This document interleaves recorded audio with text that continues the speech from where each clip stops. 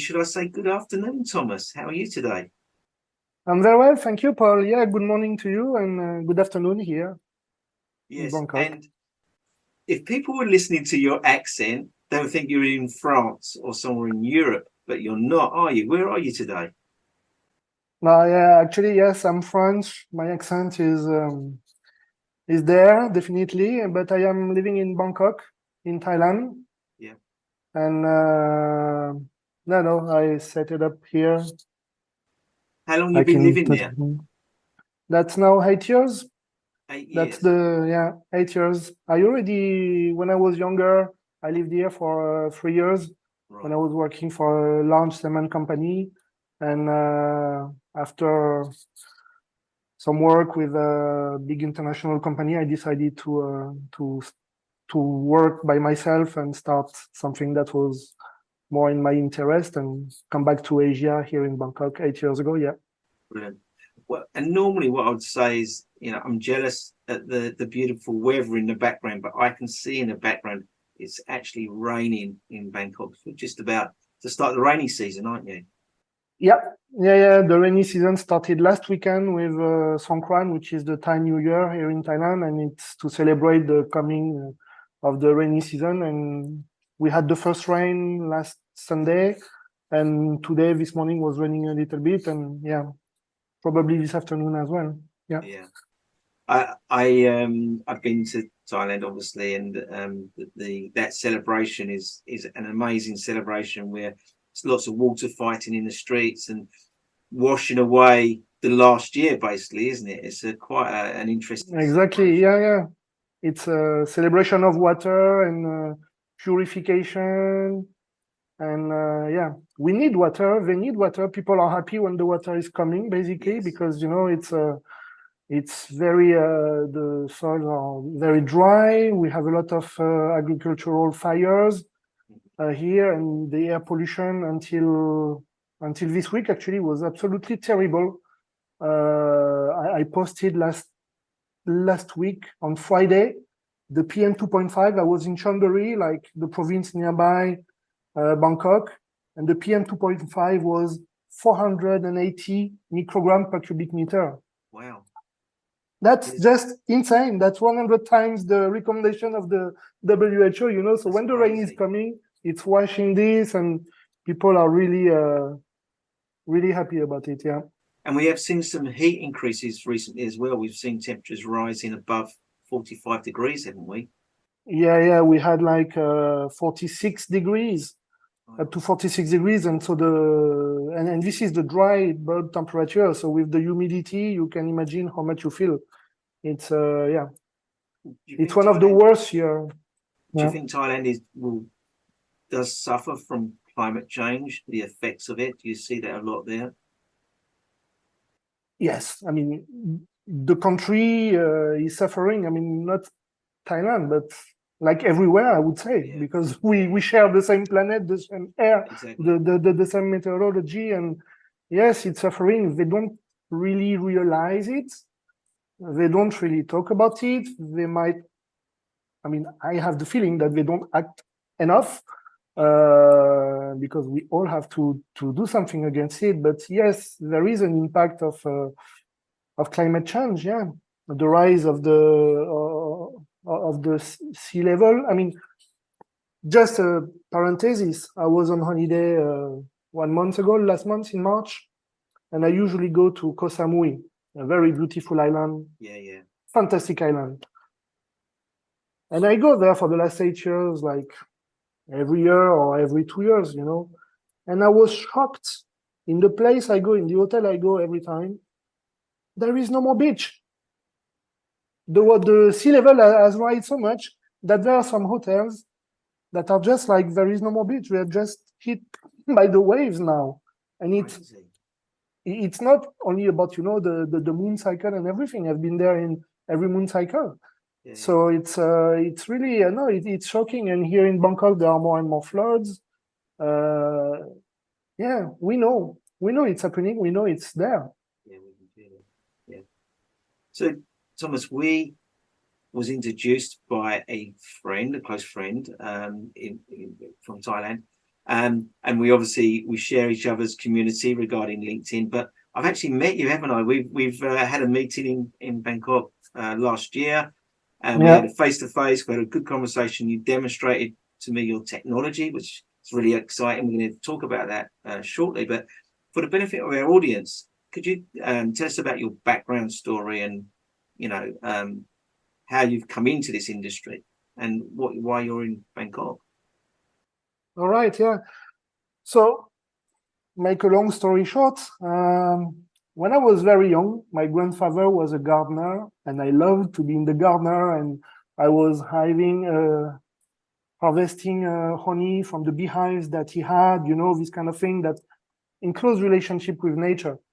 And I became an engineer and start to work with one of the biggest cement company in the world, and been working in the UK, in Bristol City, then in South Korea and in Thailand for a few years, back to Europe. So for 10 years, I've been in the industry, and I was happy to see that these big players were taking care really of sustainability, not only in their corporate CSR yearly report, but on the ground in the factories.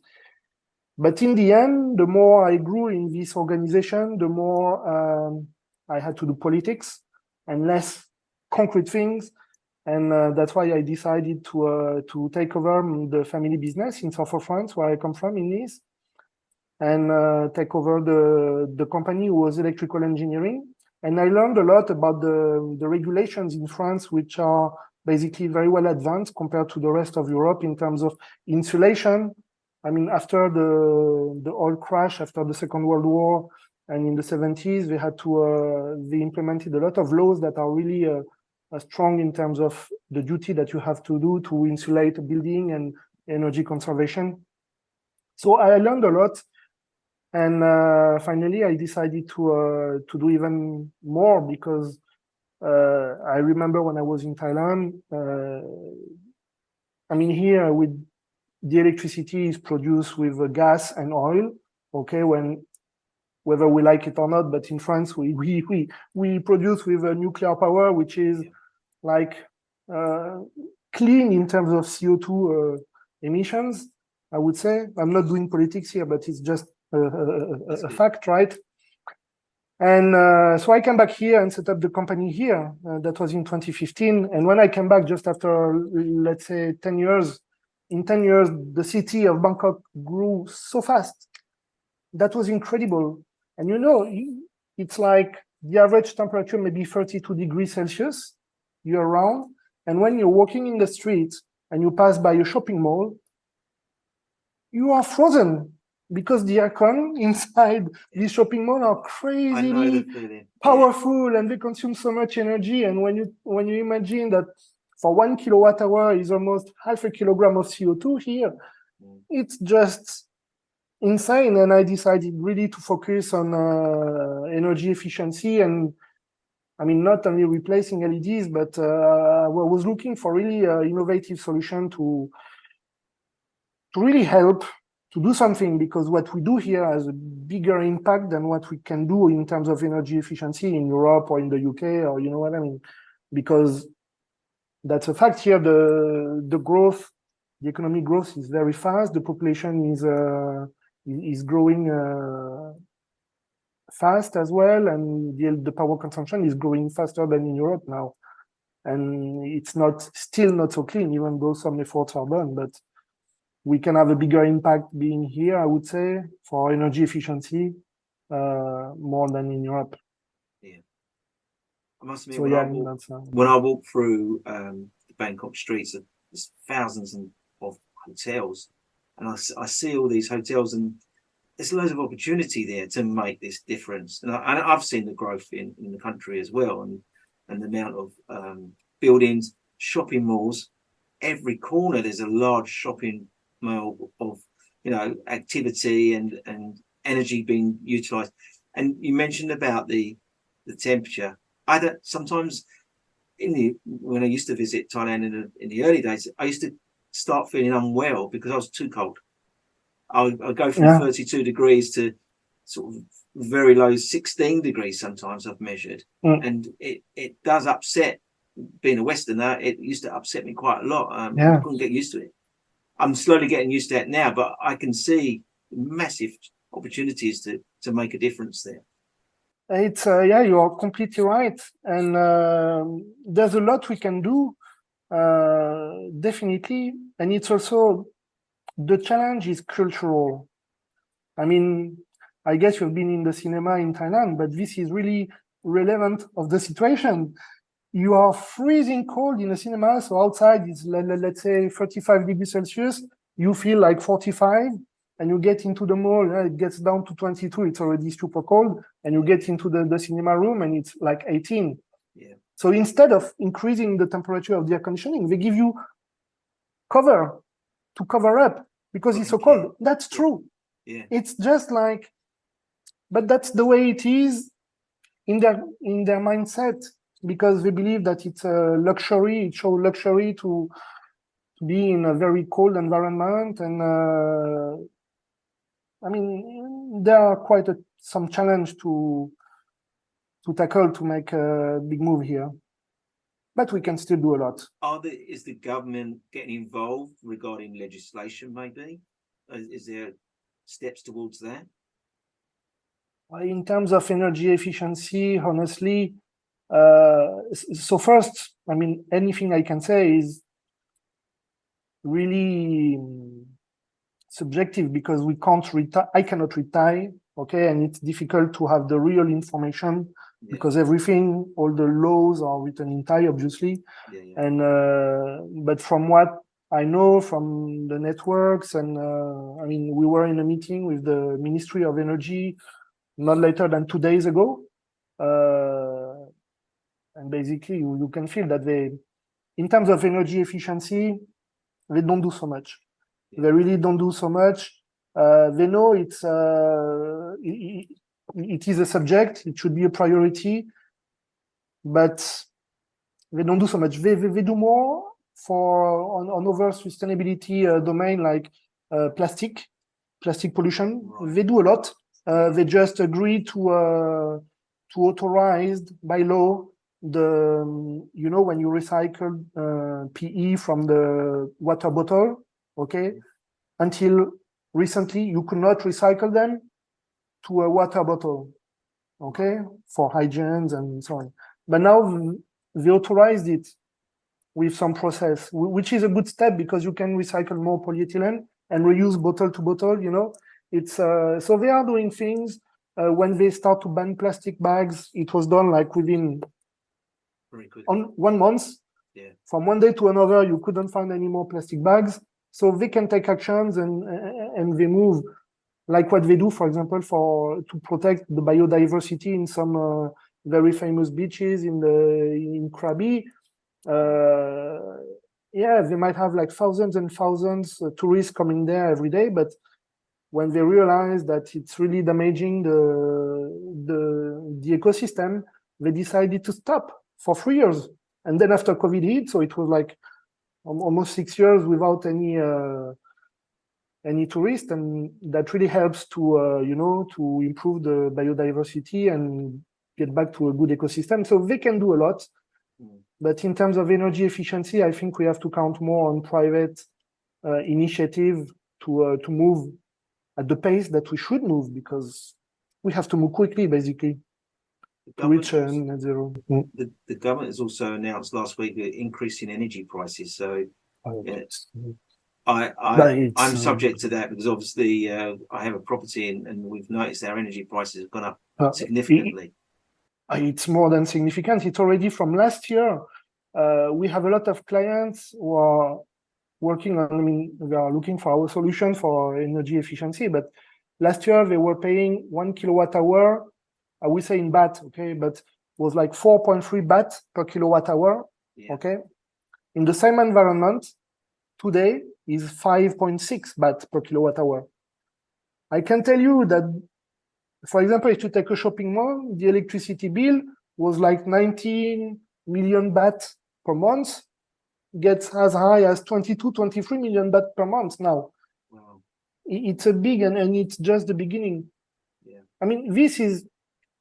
Why do you say it's just the beginning? Because it will increase more. I mean, I don't see it. I don't see the price of electricity going back to lower prices. I mean, well, it's linked today. It's linked to the geopolitical issues with what is happening in Eastern Europe, and I mean, what's happening between Russia and Ukraine has a big impact on the price of gas. And since they use gas to produce electricity, the price of electricity is getting very high. But yeah. So tell us what so we know what the government are doing. We know what the whole of the country's approach to energy is, but what's your individual approach? What's Thomas doing about it? Tell us. So what I do, actually, I am extremely lucky, because when I was looking, as I was explaining, for innovative solution, I met one person, one Japanese professor here in Bangkok, who was in business trip. And just by chance, I met him at a common supplier. And it was really like we had a match, like two magnets, that attract together. And we had this big conversation, and he was like a wonderful human being, a humanist, not a businessman at all. And that guy, Sakai-san, Ryuji Sakai-san, a professor in the university in Tokyo, actually patented a system after 10 years of development, which is a passive technology. So no need for any electronic and everything that is going with electronic, all the process and so on. It's what he invented. His technology is actually a ceramic that is composed of some minerals, that we can find only in Japan, and that have some specific properties, natural properties, that are completely safe, because these minerals are used in the cosmetic industry in Japan. And he developed a technology that we can use with air conditioning. And thanks to these minerals, we are purifying the air and actually making the air easier to cool or to heat. So there is a very specific process with interaction between these minerals that are inside a kind of filter that we add onto the air conditioning, and the water, the moisture in the air. And it's very simple to install. It's very long lasting because it's when we warranty it for 20 years. But basically, the mineral lifetime is already like thousands or millions of years, and they still have this specific property. It's natural property.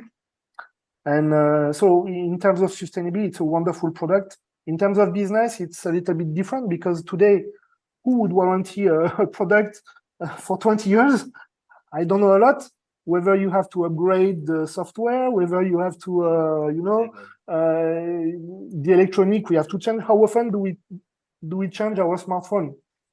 Very often, right? Because it's a business process. This is not a business. Yeah.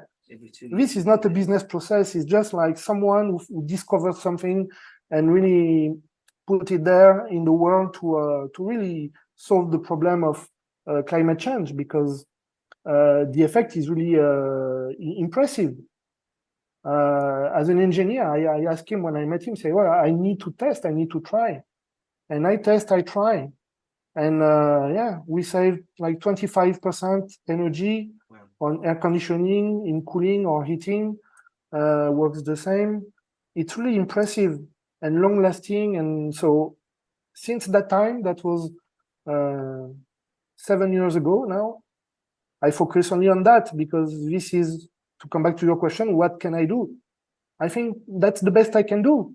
Yeah. I mean, air conditioning, cooling represent the International Energy Agency just published last week, the report about CO2 for 2022. I don't know if you read it, but it's very interesting. They confirm that the biggest part of CO2 emission for human activity, is not about transportation, including cars, including trucks, including plane, whatever, It's not transportation.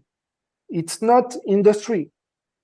It is electricity and power generation more than both transportation and industry. It's in the IEA report.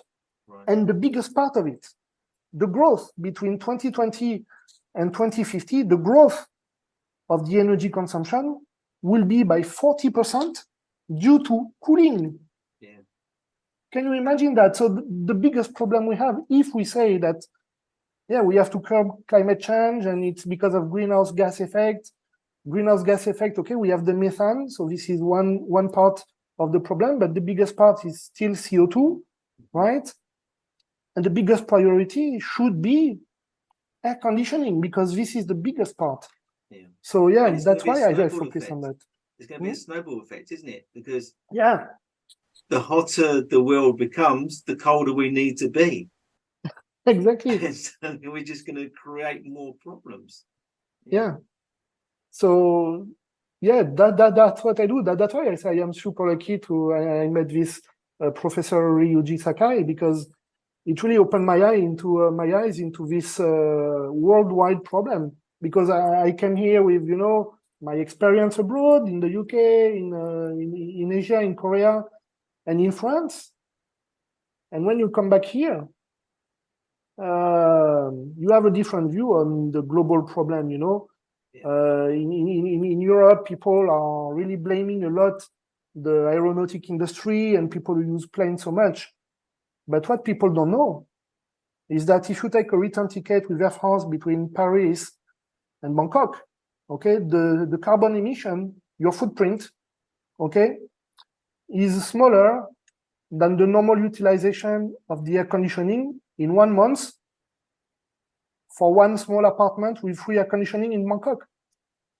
And when you look, I mean, there are 70 million people in Thailand, plus how many hotels and so on. I mean, yes, I'm not saying, okay, no problem with carbon footprint from the planes. Yeah, that's not what I'm saying. But once again, if we need to fix priorities, we have to look globally without any political eye or, like science talk and number talks. And when you look at it, that's where we should act most. You mentioned before when you first met the Japanese professor that you trialed it yourself and you demonstrated 25% saving. Now, since you've done that, have you got more case studies that you can demonstrate to us today? Yeah, I mean, you're talking about like references and references regarding the because I know there's a couple you've done. Yeah, sure. I mean, James Thompson. Jim Thompson. Yeah. We have a lot in Japan in the last, actually, since the rise of the price of energy that also happens in Japan for the last 1 year and a half in Japan. Now the sales are very high.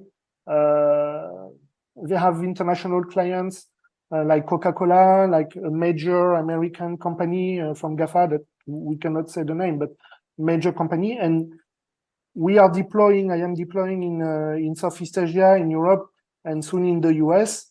In the past few months, we grew a lot and fast. And we have, some references. We have a lot of embassies, actually.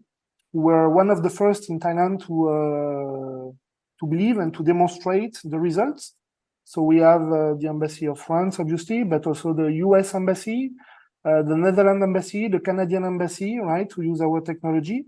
And they all save, let's say, between 20 and 30% on their cooling cost. We have a lot of Thai companies, as you mentioned, Jim Thompson. We are now working a lot with the shopping malls, okay, the retail industry, shopping malls and supermarkets. I cannot say the brand now because we are in discussion and we have confidentiality agreement. But big brands of supermarkets here are very interested, and we just proved, like at the scale of a supermarket, that we can save 15% in a supermarket that was already like very energy efficient, which is also, that means it's quite difficult to improve even more because they had insulation, they had air curtain, they had like inverter technology, they had AI and BMS system to manage all that, the cooling, and saving 15% was quite a challenge, and we succeed in real life condition, you know. And you lowered it even further. You lowered the energy cost even further, yeah? Yeah, definitely. So, no, this is in Thailand, yeah, it's picking up right now quite fast. We also have like big names in Singapore, like Capital Land, okay, which is a big investment company in Singapore. We have a lot of buildings in the region. We have in India as well, some major player in India that are deploying our technology. So yeah, no, it's. What is the payback? So how much does someone have to invest to achieve that? So, depending on your environment, on your activity, on how, let's say, for example, if we take a university, okay, the university, the air conditioning is stopped during the weekend because the students are not there, and during the holiday, okay, so the utilization of the air conditioning is smaller, but you have to equip all the air conditioning with the technology. So in this situation, the payback would be like around 3.5 years, right? If you are a hotel where you have a lot of aircon that are used 24/7, or in office where basically they always keep some room with, you know, the cold, and they don't close for holidays, whatever. So it's more like between 1 to 2 years payback. So it's really good, especially in Thailand, when the return on invest for solar panels, for example, that produce energy is more like 5 to 7 years. So we are basically half of that. So and it's very easy. I've seen the product, so I can presume that it's very easy to install. The client, yes, or the organization could self-install this product. Yeah, indeed. That's what I found beautiful when I discovered the product as well. Because I mean, I have one piece here. It just looks like that. So this is the standard size for a 4-way cassette. Okay, so it's flexible. You just open the cassette, you insert it on top of the filter, you close, and that's finished. That's what I found super beautiful with this product, to bring such an efficiency in such a simple way, using the property of natural minerals, right? Yeah. We are using property of nature, which is absolutely beautiful. And actually, that's maybe the biggest challenge we face with some clients who just are like, how can this be so efficient and so simple? Yeah. We are in a world, you know, where we all believe that technology is this, okay? That you have to update every month the app, that you need to get some new iOS, yeah, and there is no iOS, nothing. So it's challenging because the world, like the big industry. Yeah? It was going to be my question, actually, Thomas. What are your challenges around this business? Today, the challenge is to understand, because, I mean, compared to 2 years ago, where I was just like Thailand and Cambodia, now we are in 18 countries, okay? So today the challenge is to understand how people in their mind, in their culture, when we talk to, now we are talking with some airport, for example, in France, with our distributor in France, the challenge is to understand their mindset, their culture, their knowledge, and how we can communicate about the efficiency of this simple solution. Because in Japan, it's very simple. Japanese, you know, they have a big trust between them. They have a strong community. And if a Japanese person say, okay, use this system, put it in your account, and you will save energy, everybody trusts, the sales are super high, everything goes well, right, and they buy. Here, outside of Japan, be it in Southeast Asia, in Thailand or in Singapore, first you have two different approach, or be it like in Europe or in the US where we are starting now. We have to find the right way to approach and to make people understand, to make people trust. And for me, as an engineer, I say, we all use the same air conditioning systems. We all use Carrier, Daikin, Hitachi, Mitsubishi, we are this worldwide brand. We all cool the same air. The air in Bangkok is the same as the air in New York or as in London, right? And people say, oh yeah, but your results were not in France, or your results were not in America, or your results were not in India. So we have to try again. Yeah. So this is the challenge, to approach multiple.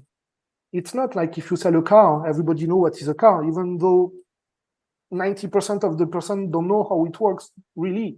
I mean, the engine and so on, they don't know. Nobody knows. Nobody know how a smartphone is working. Nobody knows, but everybody use, right? In this system, it looks so simple, but people doubt. So my challenge is, to prove every time we prove by proof of concept that it's working. Everyone. Yes, it's educate. Exactly. So the way I found to tackle this challenge is through education and exactly. What are the manufacturers making of this product?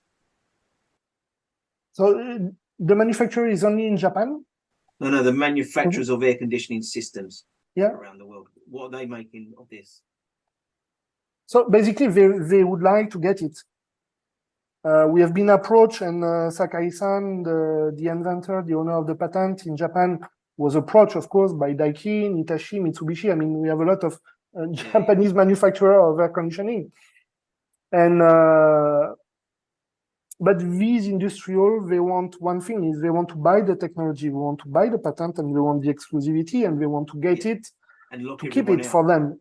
Exactly. And that's why I was saying, you remember, I say Professor Ryuji Sakai is really someone who has a vision. He's a human being, he's a humanist person, he's not a businessman. And his vision is to be able to make this product, this solution available for everyone, whether you use a Carrier or a York or a Johnson Control or Daikin, Mitsubishi, LG, whatever, Samsung, whatever is your brand, whatever is your type of air conditioning, wherever you are in the world, you should be able to use it, because we have to save energy everywhere. Every gesture counts. So that is his vision, and this is why we don't work with the manufacturer of air conditioning, basically. He has principles, doesn't he? That's his principles. He doesn't want to be locked out of the industry by a major manufacturer who would be quite happy to sort of put their arms around that product and just keep it all to themselves. And that doesn't help anyone, does it? No, in the end, So it's and this is what I like in this business. We have challenges, but the beauty of it is, it's a vision, and these are value that I share personally to make it available to the most people on the planet. It's not easy when you are not a big brand, internationally known. If we were, let's say, if we were a big name like Coca-Cola, everybody buy Coca-Cola. They trust Coca-Cola, in a different industry. But Continuum is a name that nobody knows. So it's step by step. We prove, and word to mouth, now it's we are growing, and So Thomas, thank you very much for sort of coming on today. You mentioned before this is your first podcast. I think you're natural. Yes, that's true. Your presentation. So sorry for my accent again. No, it's superb. So for the benefit of our audience, really, I'm keen to know, is there anything that you can give back? You've already given back with a great product and technology, but is there anything you can give back to the listeners today regarding what you're doing in the industry? No. as I was mentioning, there is a big the way I challenge the way I tackle I face the challenge of knowledge is by education and training, and I realized that there's a lot we can do to save energy, and every small gesture counts. Really, we should not underestimate what we can do, and let's not say, oh, let's say you are in winter in London, okay, and you have a heat pump to heat your house, and you set it up to, let's say, I don't know, 24 degrees Celsius because it's very cold outside, okay? Instead of 24, put it 23 or 22. You will save 10 to 20% on the energy bill. It's a lot. Yeah. It's a lot. 10 to 20%. It's a lot of CO2 emission less. That counts. You don't need to invest. I mean, if you can invest in newer technology or solution like ours, that's great. That's fantastic. But the first thing is there are some gestures, some small tips that you can that you can apply, changing your behavior, and these have a good impact, a very measurable, tangible impact, not only on your energy bill, but also on the result on the planet and CO2 emissions. Yeah. And this can be measured. I mean, I do some training now to really raise awareness about that. And when people understand, they see their bill going really much lower, even though they don't invest in technology or in our solution, you know. But just by the behavior and understanding and doing it, it's incredible what we can do. And everyone has something to do, and everyone can do something. Yeah. That's what I can give. I mean, it's that's simple tips. That's an amazing thing to say, because I do the same. This morning I've woken up. We're going into spring here in the UK, and our heating's going off, but it's still cold. Okay. So this morning I would normally be sitting here with a t-shirt, but I've got a long sleeve t-shirt on. Why not? So I've put more clothing on rather than put the heating back on again. You know, that little thing, that's going to make me a big saving on my energy. If I was a big organization, and organizations were doing things like that, even providing their staff with jumpers, or like they do in the cinemas in Thailand, which is wrong, blankets, you know, it's things like that that we can be doing just to make that difference. It's a lot of money to put your systems on. Mm-hmm. And sometimes with the building, if one person's cold, that whole building's got to be heated up to satisfy that one person. So you're right, that just that one little thing, and it doesn't cost nothing, then one little thing. Exactly. Changes. Exactly. And it doesn't cost anything, and it has a big impact, a real impact. It has much more impact than many other things or gadgets that people can sell. Yeah. So thank you again. How do we get hold of this product? How do we learn more about it? Have you got a website we can go and have a look at? So we have a website, www.continuem.asia, and soon we'll have another one for Europe and America. I will share in the comments. And brilliant. And can you show us the product again? I really like to see that. I've actually touched this and seen it. Behive. It's beautiful. So you can see, you can see the minerals actually. Yes, you can. Yeah. It's a shame that we've got an audio, and it is sometimes video, that you do that little trick and regarding the magnets and demonstrate to them, to people how it works. That would be for the next podcast then. Yes. Okay, Thomas, thank you very much for your time. We really appreciate it. We're really excited about your technology and pushing it out there more. And we'd like to say at this time, you and your family, please stay safe in these times. Thank you very much, Paul. Thank you for your time and for this. Really, I really appreciate this talk with you, and looking forward to meeting you very soon in Bangkok. Brilliant. Thank you.